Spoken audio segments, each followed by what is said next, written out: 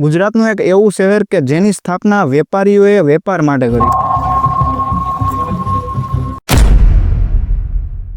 હતી। સુરત કે જે ગુજરાતની જીડીપીમાં 25% જેટલો મોટો હિસ્સો ધરાવે, પરંતુ સુરત હીરાનું મેઇન મથક કેવી રીતે બન્યું તે સમજવા માટે સમયમાં થોડું પાછળ જવું જોઈશે। 20મી સદીની શરૂઆતમાં જૈન વેપારીઓ વિદેશની ટૂરમાં ગયા હતા। ત્યાં તેમણે હીરા ઘસવાની ઇન્ડસ્ટ્રી જોઈ।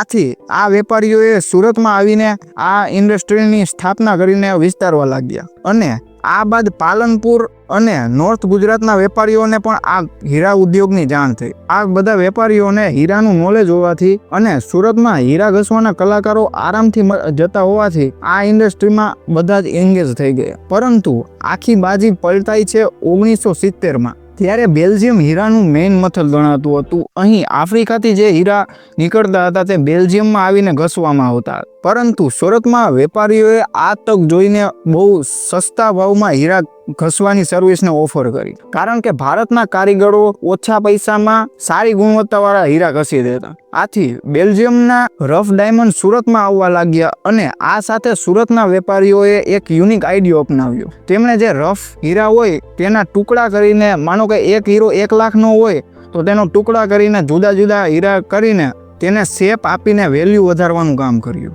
આથી માનો કે એક હીરો 1 લાખનો હોય તો તેના 3 થી 4 ટુકડા કરીને બધા જ ટુકડામાં નફો અને ગુણવત્તા એડ કરીને તેમને વેચતા। તે સમયમાં આ રણનીતિથી કોઈ ધંધો ચલાવતા ન હતા। આથી સુરતના વેપારીઓની આ રણનીતિ સુરતમાં હીરાનો વિકાસ બહુ જલ્દીથી વધવા લાગ્યો અને આ બાદ 1990માં ઇન્ટરનેટ આવ્યું અને ટેકનોલોજી પણ ઇમ્પ્રૂવ થવાના કારણે સુરતીઓએ પોતાનો આ ધંધો આખી દુનિયામાં વિસ્તરાવી દીધો।